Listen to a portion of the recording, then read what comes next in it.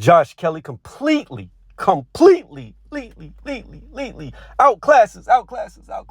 Troy Williamson. Before I get into that, hit the thumbs up, sub, and notification bell. That way you get updated when I drop the newest content like this. With that being said, let's get into this fight breakdown.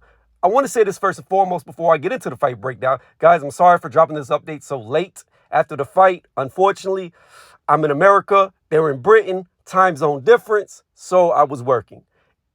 I digress, though. Back to the point of this video. Look, I said it multiple times. I think Josh Kelly is a real talent. I think he's a good fighter. A lot of people that disagree with me, especially after his loss against David Avanesian. However, in my opinion, if you watch that fight, Josh Kelly didn't start doing bad until he got headbutted and then cut again, and he was losing a lot of blood.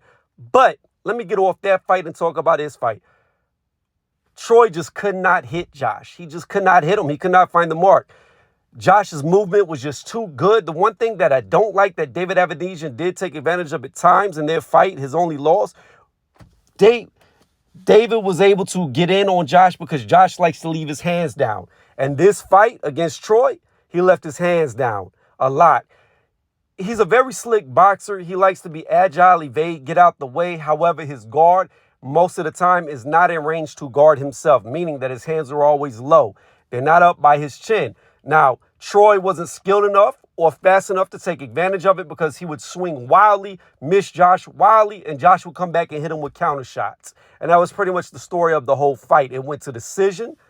But again, it was a very good showing by Josh Kelly.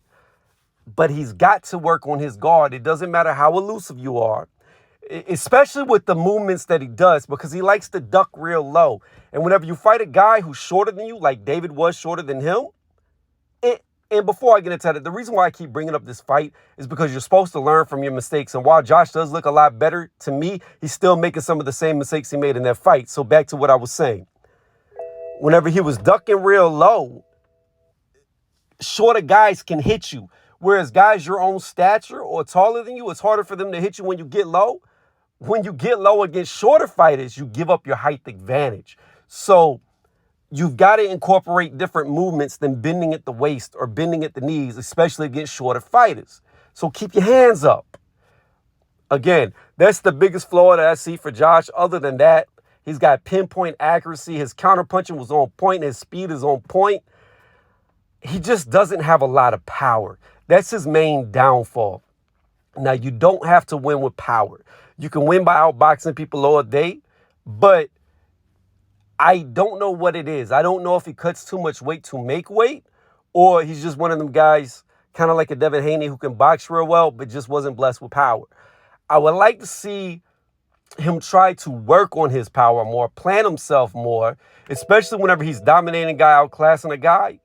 Start putting your feet down and really leaning into them shots to hurt the opponent.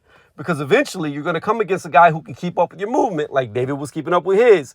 And you've got to have some type of power to keep him off of you. But anyways, other than that, my nitpicking about him keeping his hands down and bending at the waist like he likes to do so much of, it was a very good showing. Very good showing.